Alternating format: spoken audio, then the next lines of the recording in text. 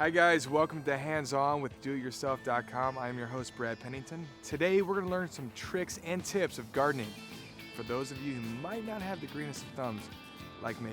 Let's go see my buddy Katie.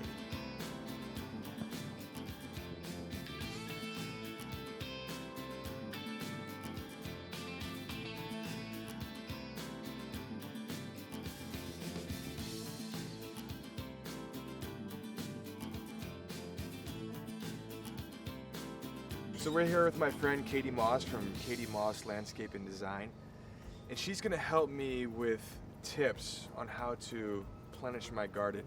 So Katie, I moved in here and these were here. So I didn't do any of this, but the flowers that we did plant just withered away. Okay. Give me, in some of our audience who don't have a green thumb like you, some advice on how to properly manage our little garden space. All right, well, everybody's got a green thumb. They just don't have all of the information that you need to be able to plant things properly and allow them to thrive. Okay, Katie, I picked these up down at the Home Depot. Now, Good choice. what are some tips on the proper way to plant these exterior plants? Okay, these are Lantana. Lantanas. These two are the same family. Great ground cover, also grows to about 2.5 feet tall. 3 by 3 when you plant it in the ground properly. So this little plant is going to grow quite a bit. So we want to be sure that we leave enough space for it. Okay. Okay. And what we're going to do is remove it from the can. Okay. A lot of people kill a plant just as they're removing it from the can. Because they rip it out. They rip it out. They pull it straight up out of the can, and you are ripping the root system, creating such stress that the plant can't thrive. So what we're going to do is squeeze the can on either side. Give it a nice solid squeeze. You're going to separate the soil from the sides. Run my fingers across the top of the soil here. Okay. We're going to tip the can upside down. Okay. Voila! The root system is very healthy here. The plant is anchored in the soil really nicely, and so they're ready to go in the ground. Great. All right? So now we dig.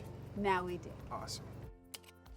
And what you want to be able to do then is set the plant in the hole so that the top of the dirt is level with the ground that you're putting it in. Okay. Okay, Katie, so we planted our purple lantana, which looks amazing. It's beautiful. But I don't want to see any, there's a lot of dirt here. I want to fill in the space. What can we do? So what we're going to do is use this hydrangea. This is the same plant as this These here. two? Same plant. What? This is what it looks like in bloom. Oh, wow. Okay?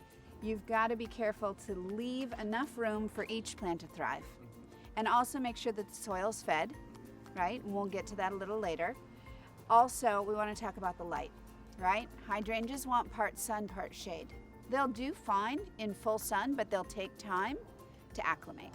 But you cannot overplant. I know that you don't want to see the dirt right away, but while you're waiting, you'll actually be able to see how quickly things will grow when left with the space that it needs.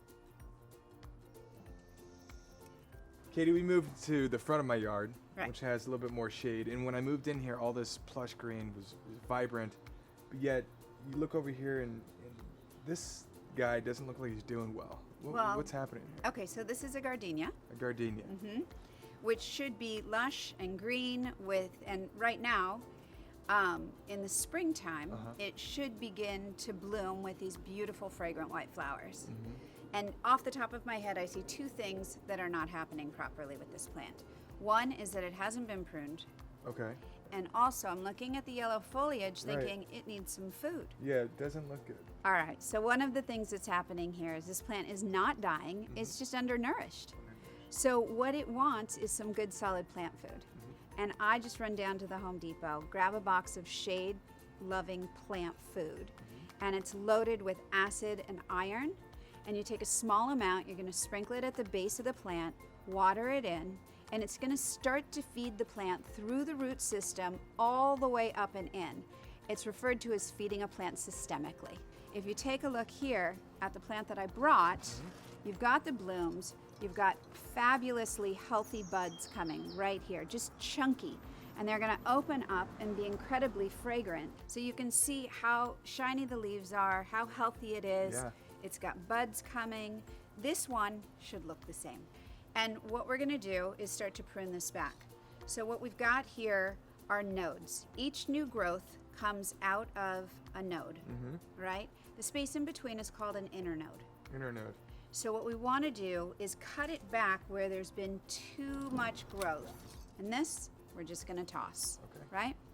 So as we go through, we'll do that, and this will start to look like a dead plant because it's just going to have sticks. So people who don't have a green thumb, or so they think, they just need to learn these different techniques and tricks. Sure. Because it's not about not having a green thumb. It's about the process, maintaining the plant. So cutting them all back isn't going to kill the plant, it's going to make it more vibrant. It is. It's going to allow it to have a little bit of a rest because it's not going to be sending energy to the tips of the stems. And you're going to start to see young green growth starting much closer to the base. So that wraps up all of our gardening tips for the day. A big shout out to Katie Moss for all the wisdom she provided, and the Home Depot for all the plants you saw today. Remember, for all your home improvement needs or gardening needs, go to DoItYourself.com. I finally got my green thumb.